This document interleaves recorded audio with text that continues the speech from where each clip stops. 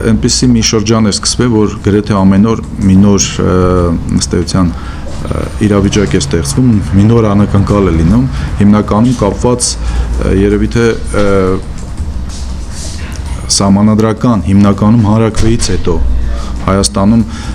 սպասվող պրոցեսներում մասնակիցների առումով, այսինքն կադրային առումով, Արա Աբրամյանի քաղաքական դաշտում հայտնվել է հայաստանյան քաղաքական դաշտում ինչ-որ չափով Տիգրան Սարգսյանի հետ վերադարձը ակտիվ քաղաքական դաշտ։ Ես կարծում եմ դրանք այդ բոլոր պրոցեսները, այդ բոլոր նոր հայտնությունները հիմնականում պայմանավորված են ոչ այնքան բուն սահմանադրական փոփոխությունների գործընթացով, այստեղ քիչ թե շատ կարծես թե ամեն ինչ պարզ է, որքան սահմանադրության հնարավոր փոփոխությունից հետո արվիտակ իրենց տեղը գտնելու ցանկությամբ նոր քաղաքական ուժեր են ստեղծվում կամ գոնե նոմինալ նոր քաղաքական ուժեր, որոնք փորձելու են սահմանադրության փոփոխությունից հետո, եթե այնպես ստացվի, ինչպես ասենք պլանավորում են իշխանությունները, խորհրդարանական համակարգ ներդրվի, իրենց տեղը ունենան արդեն բավականին լուրջ լիազորություններ, բավականին լուրջ ազդեցություն ունեցող խորհրդարանում։ Այս առումով ես կարծում եմ ավելի շատ ինտրիգ պարունակում է ոչ այնքան ընդդիմություն, իշխանություն, այսպես ասեմ, փոխհարաբերությունը կամ հակամարտությունը, պայքարը, որքան բուն իշխանության մեջ ուժերի հնարավոր վերադասավորումը։ Այս փուլը ես կարծում եմ ավելի շատ բնորոշ է դրանով եւ պատահական չէ, որ մամուլն է, քաղաքական վերլուծաբաններն էլ հիմնականում վերջին այս շրջանում ավելի շատ անդրադառնում են տարբեր այդ ինտրիգներին, հնարավոր վերադասավորումներին, քան ասենք ընդդիմության գործողություններին։ Բնականաբար կա այսօր ընդդիմություն նաև ընդդիմության նույնիսկ տարբեր ֆորմատներ, որոնք փորձում են իրենց ոճը հասցնել, ոճի ճակատներ ստեղծել, փրկության ճակատներ եւ այլն, բայց այնուամենայնիվ ես կարծում եմ, որ բոլորս էլ հասկանում ենք, որ գոնե այս փուլում թե քաղաքական, թե մարդկային, թե ֆինանսական եւ նույնիսկ աշխարհաքաղաքական լուրջ ռեսուրսներ առայժմ չեն նշмарվում այդ ընդդիմության մոտ, առավել եւս որ առայժմ այդ ճակատները, այդ ոչի շարժումներին չի հաջողվում նույնիսկ մի ընդհանուր ճակատով հանդես գալ, իսկ ես բազմիցս ասել եմ եւ համոզված եմ դրանում, որ եթե չհաջողվի ոչի կողմնակիցներին պայքարը սահմանադրական հանրաքվեի բարեփոխումների շուրջ վերացնել սև ու սպիտակի պայքարի, այսինքն կա սպիտակ այսպես ասած կողմ, դա սև կողմ, դա այսպես ասած բանն է, իշխանությունն է, որը փորձում է վերարտադրվել եւ կա սպիտակ կողմը, որը ընդդիմությունն է եւ ընդդիմությունն է սահմանադրությանը եւ հասարակության բողոքական զանգվածը, որոնք դեմ են իշխանության վերարտադրման, ապա ոչ մի որևէ շոշափելի արդյունքի ընդդիմությանը դժվար կլինի հասնել։ Նույնիսկ եթե հաշվի առնենք, որ բողոքական ընտրազանգվածի մի զգալի մասը կարող է լուրը մունջ վերջին տարիներին բնորոշ ընտրական պրոցեսներին բնորոշ մոդելով գնա ընտրատեղամասեր եւ այդ քվեաթերթիկը գցել ընդդեմ իշխանության ցանկացած նախաձեռնության։ Բողոքական զանգվածը եւ ընտրազանգվածը տվյալ դեպքում հենց դրանով էլ բնորոշվում է, որ հիմնականում օգտագործում է ցանկացած էլեկտորալ ընտրական պրոցես իր ոճը, իր բողոքը արտահայտելու համար, անկախ նրանից, թե այդ նախաձեռնությունը, որ հնչում է, որ գալիս է իշխանությունից, դա դրական է, բացասական է, կիսադրական է, այսինքն չկան բողոքական ընտրազանգվածի մոտ չկան պոլու տոներ, սև կամ սպիտակ է։ Խնդիրը նրանում է, որ արդյոք կարողանա նույնիսկ այդ ոչի ճակատները, ասենց ասեմ, պահեն այդ ոչի քվեաթերթիկները, այսինքն այդ արձանագրեն այդ պահը։ Սա ինչ վերաբերում է երևի ընդհանուր առմամբ սահմանադրական փոփոխությունների շուրջ ընթացող գործընթացների, ես կարծում եմ դեռևս ակտիվ քարոզչություն է։ Իսկ ակտիվ քարոզչությունը սկսում է այն պահից, երբ միանում է հեռուստատեսությունը,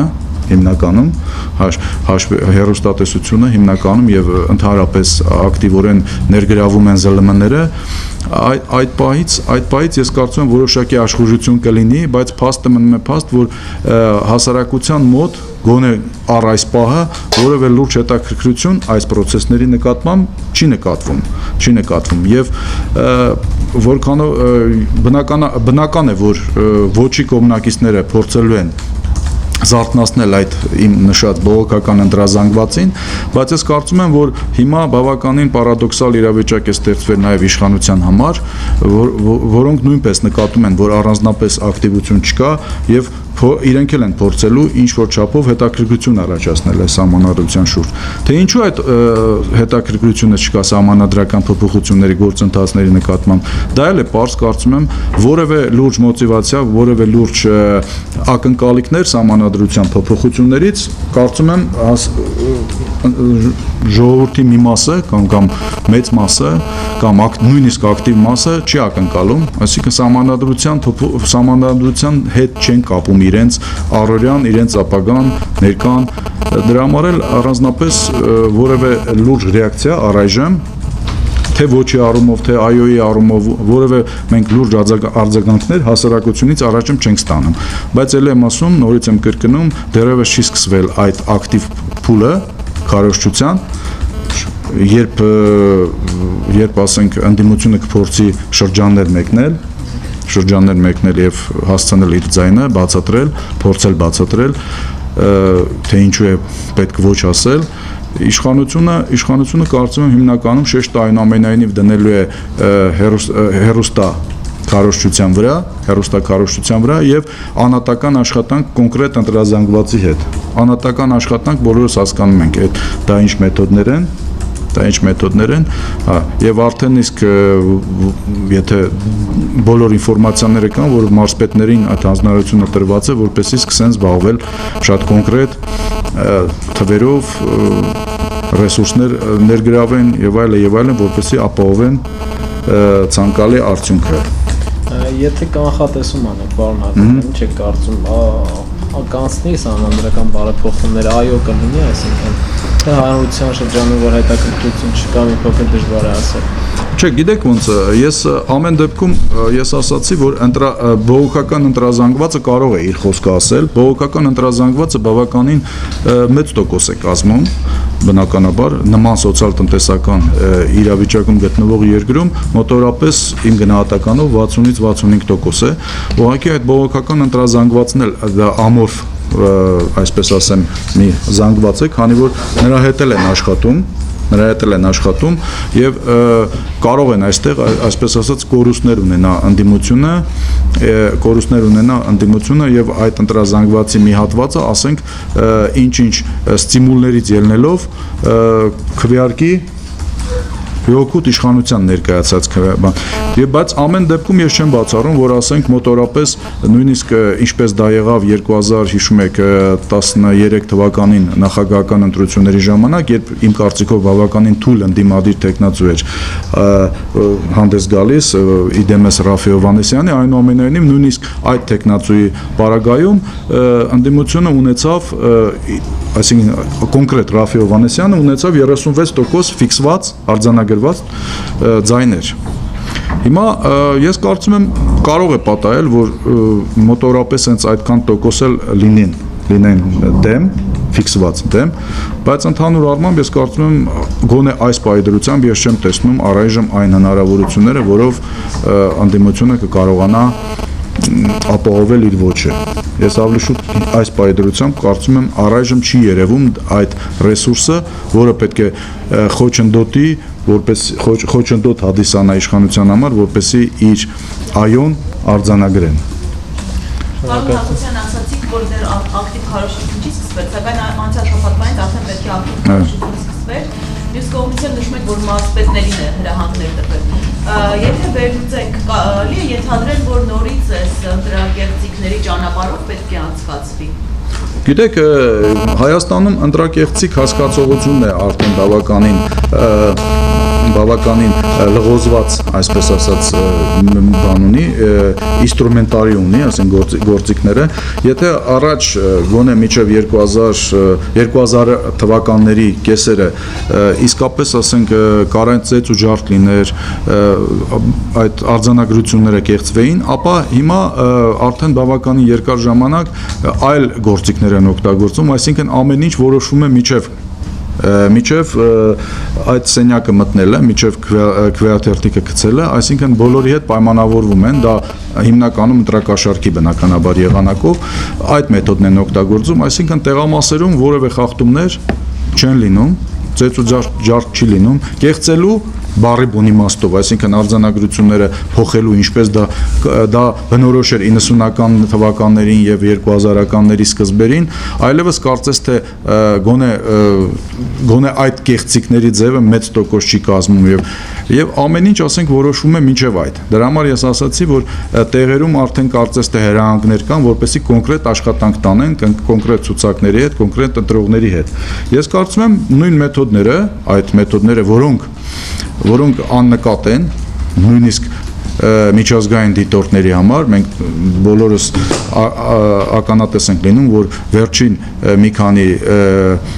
համապետական ընտրություններից հետո միջազգային դիտորդները ամեն անգամ բավականին համեմատաբար բարձր գնահատականներ են տալիս այդ process-ներին, ընտրական process-ներին։ Ես կարծում եմ այսօր էլ իշխանությունները դժվար թե հրաժարվեն այդ արդեն փորձված եւ իրենց հաջողություն բերած մեթոդից։ Բնականաբար կլինեն մարդիկ, որոնք եւ այո կասեն եւ ոչ կքվեարկեն, բայց Հայաստանում ես չեմ կարծում, որ ինքնահոսի են թողելու այդ process-ները, այսինքն այնուամենայնիվ այդ մեթոդները մենք դա կանվանենք կեղծիքներ, բնականաբար դա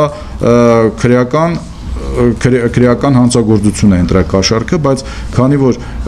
վերջին տարիներին դա անտեսվում է, նաև նույնիսկ միջազգային դիտորդների կողմից, ինչ-ինչ գեոքաղաքական, ասենք, շահերից ելնելով, ես կարծում եմ հիմա էլ այդ process-ը նույն հունով կանցնի։ Ժողովուրդն էլ է մասնակից ընտրակեղծիքների։ Դե ժողովուրդը բնականաբար է մասնակից ընտրակեղծիքների, որովհետև ես մի անգամ ասել եմ, ես չգիտեմ որն է ավելի վատ, երբ տալիս են, թե այն, որ վերցնող կա։ Բնականաբար, եթե վերցնող չլինի, այդ ընտրակաշառք գաղափարը ընդհանրապես երևի թե չի լինի։ Բնականաբար, երկու կողմ կա այս process-ում։ Պարոն Հակոբյան, Արա Աբրամյանի մուտքը ինչով է պայմանավորված կարծիքով, ներսում ռեսուրսները սպառվել են։ Գիտեք, Արա Աբրամյանի պարագայում ես կարծում եմ Սերժ Սարգսյանին արվել է առաջարկ, որից ինքը առանձնապես չի կարողացել հրաժարվել, այսինքն մի առաջարկ է արվել, որից ինքը չի կարողացել հրաժարվել, այսինքն արվել է այդ առաջարկը, ես կարծում եմ երկրից դուրս, Արա Աբրամյանը գրեթե իր հայտնի ասուլիսում շատ անկեղծ էր այդ առումով, անուններ էր տալիս, ովքեր են իրեն հանձնարարություն տալիս երկրից դուրս։ Ես կարծում եմ նման հանձնարարություն տրվել է, նման առաջարկ արվել է Սերժ Սարգսյանին եւ նա չի կարողացել հրաժարվել այդ առաջարկից, բայց Սերժ Սարգսյանը լինելով բավականին փորձված մասնագետ քաղաքական գործիչ այդ խարդավանքներում, ներիշխանական, գեոքաղաքական, փորձում է հիմա այդ առաջարկը հնարավորինս իշա իրեն շուռ տալ։ Այսինքն փորձելու է, ես կարծում եմ, այն դաշտը, որ ազատվել է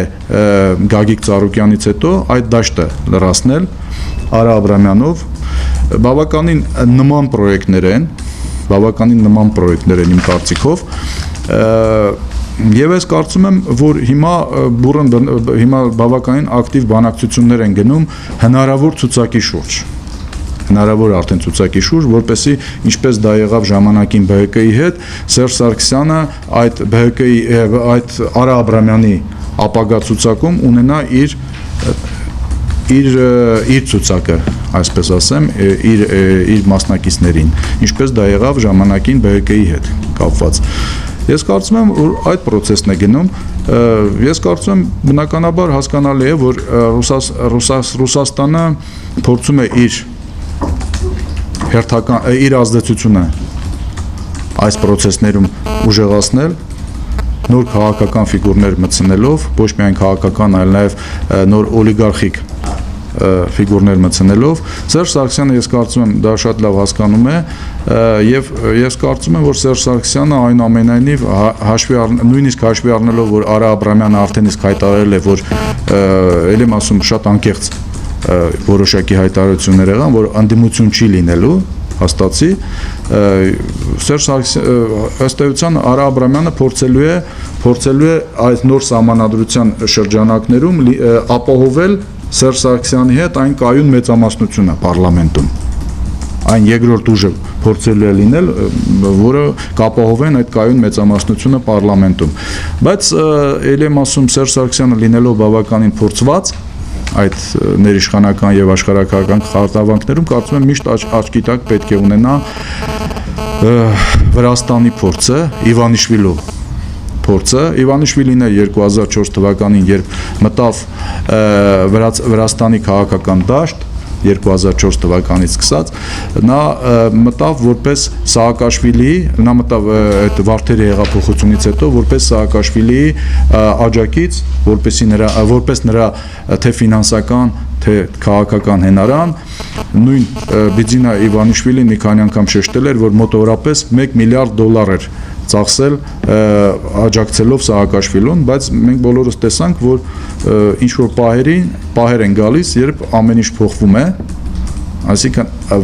այդ ռեսուրսը, որը այսօր դրսից ներդրվում է որպես իշխանությանը աջակցող կարծես թե ռեսուրս, ինչ որ մի պահի կարող է վերածվել Բիձինե Իվանիշվիլու։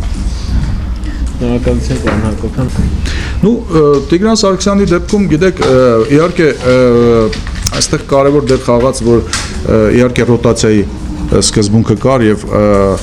առաջինը Հայաստանն էր, ասենք, բայց դա չի նշանակում, որ եթե հաջորդ տարի դա լիներ, նորից Տիգրան Սարգսյանը չէր լինի։ Ես կարծում եմ կա աշխարհակահաղական դրսի ֆակտորներ եւ ներսի ֆակտորներ։ Աշխարհակահաղական ես կարծում եմ իրոք մի այնպիսի տեխնացու են փորձել առաջարկել Հայաստանը իհարկե առաջարկել է, Սերժ Սարգսյանն է առաջարկել, մինչև այդ համաձայնեցնելով Սերժ Սարգսյանի հետ, որը որ կարող է քիչ թե շատ լեզու գտնել այս բարդ շրջանում, լեզու գտնել արևմուտքի հետ, քանի որ Տիգրան Սարգսյանը հայտնի է, որ բավականին գործունյա կապեր ունի միջազգային ֆինանսական կազմակերպությունների հետ, իսկ վերջին շրջանում նաև քաղաքական ստրուկտուրաների հետ համաշխարհային։ Ես կարծում եմ այդ ֆակտորն էլ է հաշվի առնվել եւ երկրորդը ներքին քաղաքական ֆակտորն է, ես կարծում եմ որ Սերժ Սարգսյանը այնուամենայնիվ փորձում է հավասարակշռություն մտցնել այսօրվա ներքաղաքական դաշտում, վերադարձնելով իր վստահելի դեմքերից մեկին ակտիվ քաղաքականություն առայժմ այսպես ասեմ ոչ այնքան իհարկե նոմինալ դա բավականին ազդեցիկ պոստ է բայց մենք բոլորս հասկանում ենք որ դա ասենք այնուամենայնիվ տեխնիկական պաշտոն է բայց դա կարող է լավ պլացդարմ հանդիսանալ հետագայում հայաստանյան քաղաքական դաշտ վերադառնալու համար այս առումով ես կարծում եմ իհարկե բավականին հետաքրքիր քայլ էր եւ ավելին ասեմ երևի թե այս ինֆորմացիայի առումով ասեմ գոնե որոշ մոսկովյան աղբյուրներ ասում են որ Տիգրան Սարգսյանը վերջին այս 1 տարի 3 ամսվա ընթացքում երբ դեսպան էր աշխատում Ամերիկայի Միացյալ Նահանգներում ավելի շատ գտնվում էր Մոսկվայում եւ Սանկտ Պետերբուրգում, քան Վաշինգտոնում։ Այսինքն այս վերադարձը ես կարծում եմ շատ ակտիվորեն պատրաստվում էր